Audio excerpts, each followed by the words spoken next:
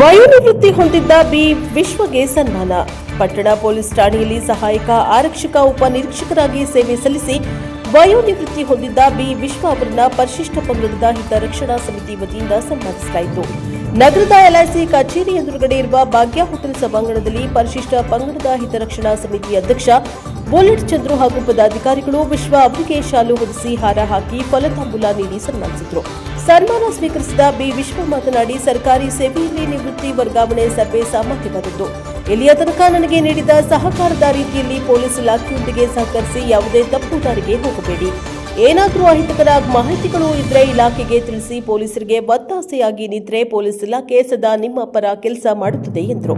ಈ ಸಂದರ್ಭದಲ್ಲಿ ಬುಲೆಟ್ ಚಂದ್ರು ಮಾತನಾಡಿ, ಬಿ ವಿಶ್ವ ಅವರು ಪಟ್ಟಣ ಪೊಲೀಸ್ ಠಾಣೆಯಲ್ಲಿ ಸಹಾಯಕ ಆರಕ್ಷಕ ಉಪನಿರೀಕ್ಷಕರಾಗಿದ್ದು ಎಲ್ಲ ಸಮುದಾಯ ಎಲ್ಲ ಧರ್ಮದವರೊಂದಿಗೆ ಉತ್ತಮ ಬಾಂಧವ್ಯವನ್ನ ಇಟ್ಟುಕೊಂಡು ಜನ ಸ್ನೇಹಿಯಾಗಿ ಉತ್ತಮ ಸೇವೆಯನ್ನ ಸಲ್ಲಿಸಿದ್ರು. ಎಂತಹ ಸಮಸ್ಯೆಗಳು ಬಂದರೆ ಪರಿಹರಿಸಿಕೊಡ್ತಾ ಇದ್ದ ಅವರು ನಿವೃತ್ತಿ ಹೊಂದ್ತಾ ಇರುವುದು ತುಂಬಾ ಬೇಸರವಾಗ್ತಾ ಇದೆ. ಅವರ ನಿವೃತ್ತಿ ಜೀವನ ಸುಖಕರವಾಗಿರಲಿ ಎಂದು ಆಶಿಸಿದರು. ಈ ಸಂದರ್ಭದಲ್ಲಿ ಎಎಸ್ಐ ದೊರೆಸ್ವಾಮಿ, ಮಂಜುನಾಥ್, ಸುಬ್ಬಣ್ಣ, ಲಕ್ಷ್ಮಣ, ರವಿ, ಸಿಂಧು, ನಾಗೇಶ್, ಮಂಜು, ಮಹೇಶ್ ಕುಮಾರ್, ರಾಘವೇಂದ್ರ, ಹೆಗ್ಗೊಟ್ಟಾರ, ನಾಗೇಶ್, ವಸಂತ, ಶಿವಣ್ಣ, ಸೋಮು ಇತರರು ಹಾಜರಿದ್ದರು. ಬ್ಯೂರೋ ರಿಪೋರ್ಟ್ ಹೊಮ್ಮ ನಂಜುಂಡನಾಯಕ, ಪ್ರಶಾಪ ಟಿವಿ, ಚಾಮರಾಜನಗರ.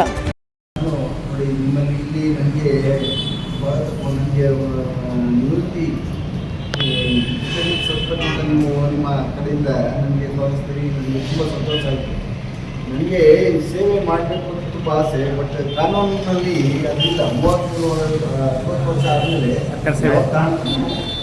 ಸರ್ಕಾರಿ ಸೇವೆಗೆ ಇಲ್ಲಿಂದ ಬರಲ್ಲ, ನಿವೃತ್ತಿ ಹೊಂದಬೇಕು.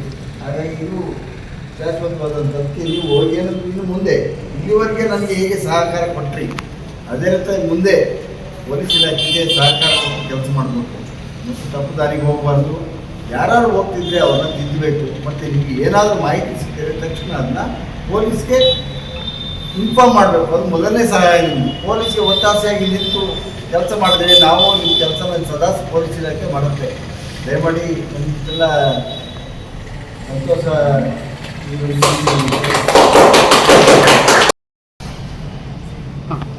ಚಾಮರಾಜನಗರದಲ್ಲಿ ಪೊಲೀಸ್ ಠಾಣೆಯಲ್ಲಿ ಎಎಸ್ಐ ಆಗಿ ಕಾರ್ಯನಿರ್ವಹಿಸುತ್ತಿದ್ದಂಥ ವಿಶ್ವಣ್ಣ ಅವರು ಇವತ್ತು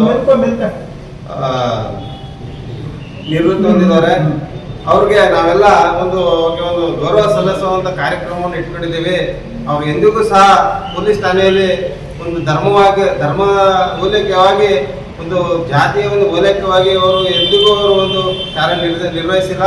ಅವರೆಲ್ಲರೂ ಸಹ ಸರಿಸಮವಾಗಿ ಒಂದು ಸರ್ವಜನ ಸಮಪಾಲು ಅನ್ನಕ್ಕಂತ ನಾವು ಮನಸ್ಸಲ್ಲಿ ಇಟ್ಕೊಂಡು ಅವರೆಲ್ಲರಿಗೂ ಸಹ ಠಾಣೆಯಲ್ಲಿ ಬಂದರೂ ಸಹ ಅವ್ರಿಗೆ ನಿರೀಕ್ಷಕರಿಗೆ ಒಂದು ಧೈರ್ಯ ತುಂಬ ರೀತಿಯಲ್ಲಿ ಅವ್ರಿಗೆ ಒಂದು ಬೆನ್ನೆಲುಬಾಗಿ ನಿಂತ ರೀತಿಯಲ್ಲಿ ಒಂದು ಯಾವುದೇ ಒಂದು ಗೊಂದಲ ಬಂದರೂ ಸಹ ಅವರು ಒಂದು ತಮ್ಮ ಸ್ವಂತ ಒಂದು ಹಣದಿಂದಾಗಿ ಯಾವುದೇ ಅವರು ಸಹಾಯ ಮಾಡ್ತಿದ್ರು.